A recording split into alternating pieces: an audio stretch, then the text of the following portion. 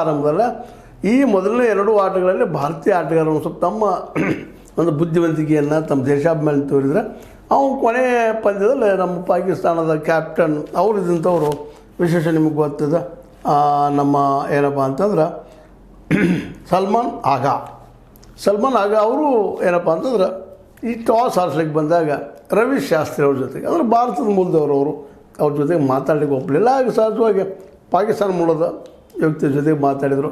ಇದು ದೊಡ್ಡ ಒಂದು ಏನಪ್ಪ ಅಂದ್ರೆ ಡಿಸ್ಕಷನ್ ರೂಪದಲ್ಲಿ ಆಗೋದ್ರೊಳಗೆ ಆಟ ಶುರುವಾಯಿತು, ಮತ್ತೇನಾಯಿತು, ಗೆದ್ದ ಮೇಲೆ ಮತ್ತೊಂದು ಶುರುವಾಯಿತು ನಾಟಕ. ಏನಪ್ಪ ಅಂತ ನಾಟಕ ಅಂದಾಗ ಟ್ರಾಫಿ ಕೊಡೋದು ಗೆದ್ದವ್ರಿಗೆ. ಆ ಸಂದರ್ಭದಲ್ಲಿ ಮತ್ತೊಂದು ರೂಮ್ ಬಿಡ್ತು. ವಿಶೇಷವಾಗಿ ಏನದಪ್ಪ ಅಂದ್ರೆ ಪಾಕಿಸ್ತಾನ ಟೀಮ್ನ ಅಧ್ಯಕ್ಷ ಅಲ್ಲಿ ಯಾರಪ್ಪ ಅಂದ್ರೆ ಮೊಹಿಮ್ ನಖ್ವಿ ಅವರಿದ್ದಾರೆ. ಅವರೇ ಏಷ್ಯಾ ಕಪ್ಪದ ಅಧ್ಯಕ್ಷರು ಸಹಿತ ಅವರೇ ಇದ್ದಾರೆ. ಹೀಗಾಗಿ ಅವರು ಆ ಟ್ರಾಫಿ ಕೊಡಲಿಕ್ಕೆ ಬಂದಾಗ ನಮ್ಮವರಲ್ಲೇ ಹೋಗಲಿಲ್ಲ, ಸಮೀಪ ತೆಗೆದುಕೊಳ್ಳೋಕ್ಕೆ ಬಯಸಲಿಲ್ಲ ಅಂತ. ನಿಜವಾಗಿ ಹೋಗ್ಬೇಕಾಗಿತ್ತೇನೋ ಅಂತ ಕೆಲವು ಜನ ನಮ್ಮಲ್ಲಿ ಅಂತಲ್ಲ ಅಂತಲ್ಲ. ಆದರೆ ಅತಿ ದೇಶಾಭಿಮಾನಿಗಳು ನಮ್ಮ ಈ ಸೂರ್ಯಕುಮಾರ್ ಯಾದವ್ ಆಗಿರ್ಬೋದು, ಇನ್ನುಳಿದವರಾಗಿರ್ಬೋದು, ಅದು ಹೋಗಲಿಲ್ಲ. ಹೀಗಾಗಿ ಇಲ್ಲಿಯ ನಮ್ಮ ಒಂದಿಷ್ಟು ತೀವ್ರವಾದಿಗಳಿಗೆ ಖುಷಿ ವಿಷಯ ಆಯಿತು.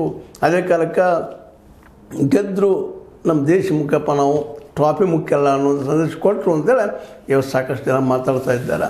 ಆದರೆ ಇದನ್ನು ನಾವು ಎಷ್ಟರ ಮಟ್ಟಿಗೆ ಇದನ್ನು ಬೆಂಬಲಿಸಬೇಕು ಅಂತ ಅನ್ನುವಂಥ ವಿಚಾರ ಇವತ್ತು ಮಾಡೋ ಸಹಿತ ತಪ್ಪಾಗಿ ಕಾಣುವಂಥ ಪ್ರಸಂಗ ಬಂತದೆ ಇವತ್ತು.